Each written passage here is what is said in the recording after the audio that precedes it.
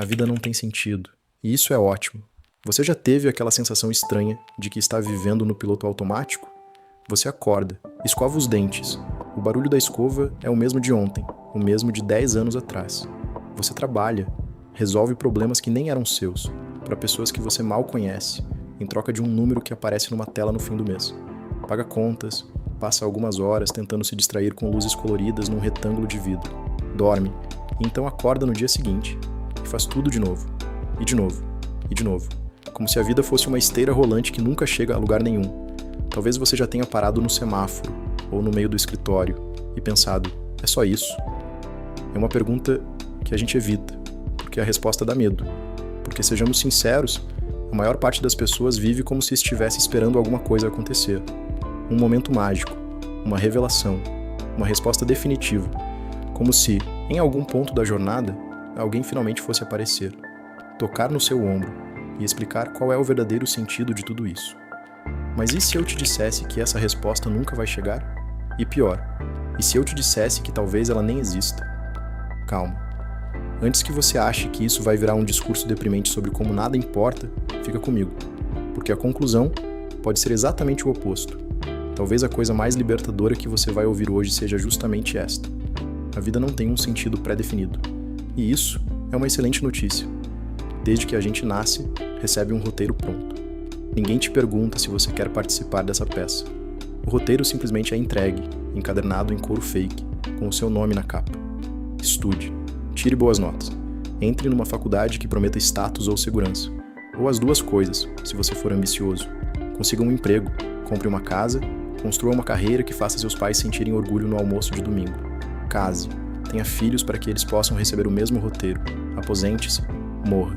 E durante todo esse processo, existe uma promessa silenciosa, sussurrada pelo marketing, pela religião e pela família. A promessa de que, se você seguir todas as etapas corretamente, eventualmente encontrará a felicidade, a satisfação, o sentido. Mas observa uma coisa curiosa. Quantas pessoas você conhece que fizeram exatamente tudo isso e continuam profundamente infelizes?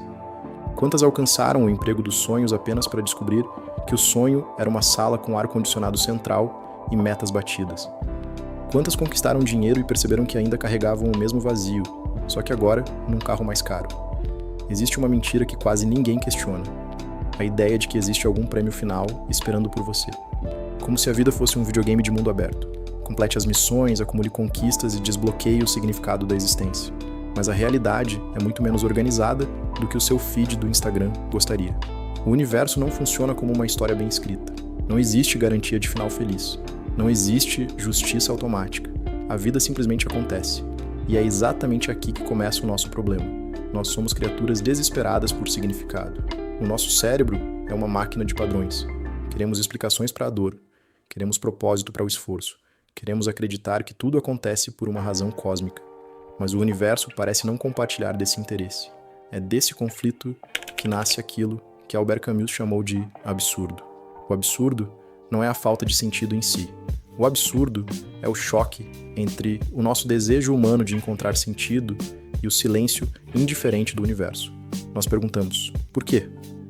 O universo não responde. Nós procuramos uma ordem. Ele permanece caótico. Nós imploramos por explicações metafísicas e recebemos o som do vento. Esse é o absurdo. E quanto mais cedo você percebe isso, mais cedo para de desperdiçar energia tentando arrancar confissões de um lugar que nunca teve intenção de falar com você. A maioria das pessoas reage mal quando percebe isso. Muito mal. Algumas entram em desespero existencial. Outras criam explicações confortáveis para tampar o buraco. Outras simplesmente desistem. É como se existissem duas fugas principais. Inventar uma resposta, qualquer uma, desde que alivie o desconforto, ou cair no niilismo passivo, aquela conclusão preguiçosa de que, se nada tem sentido, então nada importa. Mas Camus propõe um terceiro caminho. Se a vida não tem sentido, então você está livre. Existe uma história que Camus adorava usar, o mito de Sísifo. Segundo a lenda, Sísifo foi condenado pelos deuses a empurrar uma pedra enorme até o topo de uma montanha. Mas toda vez que ele chegava lá, a pedra rolava de volta, e ele precisava começar novamente, para sempre, sem descanso, sem recompensa, sem conclusão. Agora pensa bem, isso te parece familiar?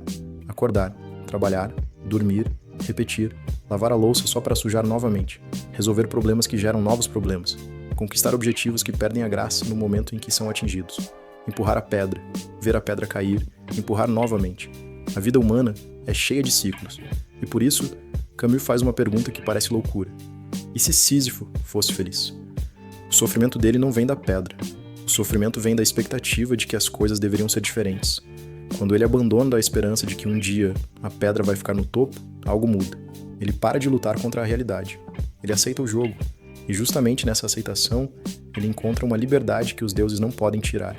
Ele continua empurrando a pedra, mas agora por escolha, sem ilusões. Talvez seja exatamente assim que a gente deva viver. Empurrando a nossa pedra com a plena consciência de que ela vai cair, mas decidindo que o caminho até o topo é o que realmente importa. Grande parte da nossa angústia nasce de uma palavra extremamente perigosa. Deveria. A vida deveria ser justa. As pessoas deveriam me valorizar. Eu deveria estar mais avançado na carreira. Meu relacionamento deveria funcionar como nos filmes. Meu esforço deveria ser recompensado com sucesso imediato. Mas quem disse? Quem escreveu essas regras? Onde está esse contrato assinado pelo universo que garante qualquer uma dessas coisas? A verdade nua e crua é que a realidade não tem compromisso nenhum com as nossas expectativas. Você pode fazer tudo certo e, mesmo assim, fracassar. Pode amar alguém com toda a sua alma e não ser amado de volta. Pode se esforçar durante anos e ser ignorado. Isso não significa que a vida te odeia. Não significa que existe uma conspiração cósmica contra você. Significa apenas que a realidade é indiferente. E quando você entende isso, a dor muda de forma. Você para de sofrer duas vezes. Primeiro pelo acontecimento ruim, e depois pela revolta de acreditar que aquilo não deveria ter acontecido. A maior parte da ansiedade moderna nasce justamente dessa guerra perdida contra a realidade. As pessoas vivem tentando controlar o incontrolável, a opinião alheia, o futuro, a economia, o acaso. E quanto mais tentam controlar, mais sofrem, porque a realidade sempre vence, sempre. O que sobra quando todas as ilusões desaparecem? O que sobra quando você entende que não existe um propósito universal esperando para ser descoberto em algum templo remoto ou em algum livro de autoajuda? Sobra você, apenas você. Pela primeira vez na vida, isso é suficiente. Se não existe um significado universal, se o universo é uma tela em branco e indiferente, isso significa que você é o artista. Você pode criar o seu próprio significado, não porque ele seja objetivamente verdadeiro ou escrito nas estrelas, mas porque ele é seu. Você pode encontrar significado numa amizade profunda, na leitura de um livro que muda a sua percepção, numa conversa de bar que vara a madrugada, num projeto que te desafia, num amor que te acolhe, ou em algo ainda mais simples, no gosto do café numa manhã de chuva, no silêncio de uma caminhada, no pôr do sol que você vê da janela do ônibus. Você não precisa que o universo valide isso. Você não precisa de uma autoridade metafísica assinando embaixo da sua felicidade. O valor dessas coisas não está no cosmos, está na experiência, está em você. E isso muda tudo. Talvez a vida seja exatamente como uma música. Você não escuta uma música apenas para chegar ao final dela. Se fosse assim, as melhores músicas seriam as mais curtas, ou a gente pularia direto para o último acorde. Você escuta pela experiência, pela harmonia, pela jornada, pelas emoções que cada nota desperta. Mas a gente foi ensinado a viver como se tudo fosse preparação. O jardim de infância é preparação para a escola. A escola é preparação para a faculdade. A faculdade é preparação para o emprego. O emprego é preparação para a aposentadoria. E a aposentadoria é preparação para o quê? Para a morte? A gente vive sempre em outro lugar, presos ao que passou ou ansiosos pelo que virá, ausentes do agora. E o agora é a única coisa que realmente existe. Todo o resto é memória ou imaginação. A grande ironia é que passamos a vida inteira procurando um significado absoluto. E quando finalmente paramos de procurar, começamos a viver. O segredo nunca foi encontrar respostas. O segredo é aprender a conviver com as perguntas, aceitar o mistério, aceitar que não sabemos, e continuar mesmo assim, rir mesmo assim, amar mesmo assim. A verdadeira revolta contra o absurdo não é desistir. Não é o suicídio, nem o niilismo passivo. A verdadeira revolta é olhar para o vazio, perceber que ele está lá, que ele é imenso e indiferente, e ainda assim escolher viver intensamente, sem garantias, sem promessas, sem respostas definitivas, apenas vivendo. Isso é ser livre. A vida não tem sentido, e justamente por isso, ela pode ser qualquer coisa que você quiser. O universo pode ser indiferente, mas a forma como você vive dentro dele, essa escolha sempre será sua. Então, da próxima vez que você se sentir perdido na esteira invisível do cotidiano, lembra do Sísifo.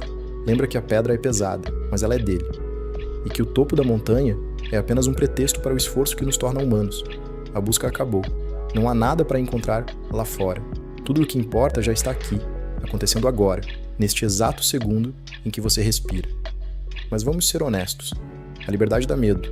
Jean-Paul Sartre dizia que o homem está condenado a ser livre. Condenado porque ele não se criou a si mesmo. E livre, porque uma vez lançado no mundo, ele é responsável por tudo o que faz.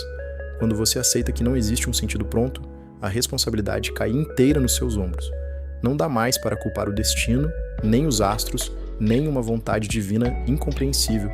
Se a sua vida parece vazia, é você quem tem que preenchê-la. Isso é aterrorizante. É por isso que tanta gente prefere a escravidão de um roteiro pronto à liberdade de uma página em branco. É mais fácil ser um infeliz seguindo ordens do que um homem livre, construindo o próprio caminho no escuro. A gente busca distrações frenéticas, o barulho, o consumo, a validação social, justamente para não ter que encarar essa liberdade, para não ter que ouvir o silêncio que nos pergunta: e agora? O que você vai fazer com o tempo que te resta? Fugir dessa pergunta é a maior tragédia da existência humana. Encará-la é o início da vida real. A gente foi treinado para desprezar o comum, o herói do cinema, o bilionário da tecnologia, o artista genial. Esses são os nossos modelos. Mas e a vida de quem acorda cedo para limpar a rua? E a vida de quem cuida de um filho doente no silêncio da madrugada? E a vida de quem simplesmente tenta ser uma pessoa melhor num mundo que recompensa o egoísmo? Existe uma estética no ordinário que a gente costuma atropelar. A beleza de um gesto simples, a dignidade de um trabalho bem feito, a paz de uma tarde sem grandes acontecimentos. Se a sua felicidade depende do extraordinário, você está condenado à infelicidade na maior parte do tempo, porque o extraordinário é, por definição, raro. A sabedoria está em reencantar o cotidiano, é descobrir que existe um mistério profundo em simplesmente estar vivo.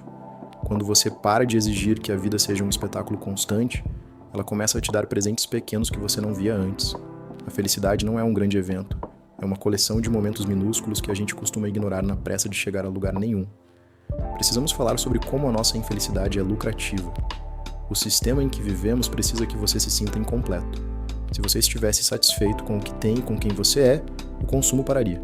Se o consumo parar, o PIB não cresce. Se o PIB não cresce, o sistema colapsa. A busca pelo sentido foi transformada em mercadoria. Encontre seu propósito virou título de curso caro. Seja feliz virou slogan de marca de refrigerante. A gente patologiza a tristeza normal da vida para vender pílulas de alegria sintética. Mas a verdade é que você não está quebrado. Você só está reagindo a um mundo que te exige produtividade desumana enquanto destrói os seus laços com o que realmente importa. Às vezes, a sua crise existencial é a única coisa sã em você. É a sua alma se recusando a ser apenas uma engrenagem na máquina. A verdadeira revolta começa quando você decide que é suficiente, mesmo sem comprar nada, mesmo sem atingir o topo da montanha corporativa. Ser feliz num mundo que lucra com a sua dor é um ato político. O Bhagavad Gita ensina que temos direito ao trabalho, mas não aos frutos do trabalho. A gente vive obcecado pelo resultado, o salário, o elogio, a conquista. Mas o resultado está sempre no futuro, e o futuro é incerto. A liberdade começa quando você faz o que faz pelo valor da ação em si. Quando você ama porque amar é a expressão da sua natureza, não porque você quer ser amado de volta. Quando você cria algo porque a criação te completa, não porque você quer aplausos. Quando você age sem a ansiedade da recompensa, a própria ação vira a recompensa. É nesse estado de entrega total ao presente que o tempo para. E é ali, no meio da ação desinteressada, que o sentido aparece. Não como um objetivo alcançado, mas como um perfume que exala do agora. Nada dá mais sentido à vida do que a morte. Parece contraditório, mas é a finitude que cria o valor. Se as flores durassem para sempre, elas seriam apenas plástico.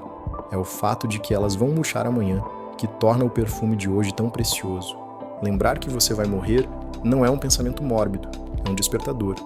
Ele te pergunta: você realmente quer gastar essa tarde com essa mágoa? Você realmente quer adiar esse abraço para o próximo ano? A morte é o que nos impede de sermos eternos ensaiadores.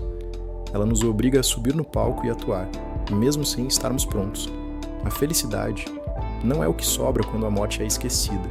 A felicidade é o que floresce justamente porque a morte é real. É a consciência da nossa fragilidade que dá peso ao nosso encontro. A gente busca a eternidade em monumentos de pedra, quando a beleza real está na fragilidade de um momento que nunca mais vai se repetir. Chegamos ao fim da nossa reflexão. E o que sobrou? Não sobrou uma fórmula mágica, nem um mapa do tesouro. O que sobra é o mesmo silêncio que a gente encontrou lá no início. Mas talvez, agora, esse silêncio não pareça mais tão assustador.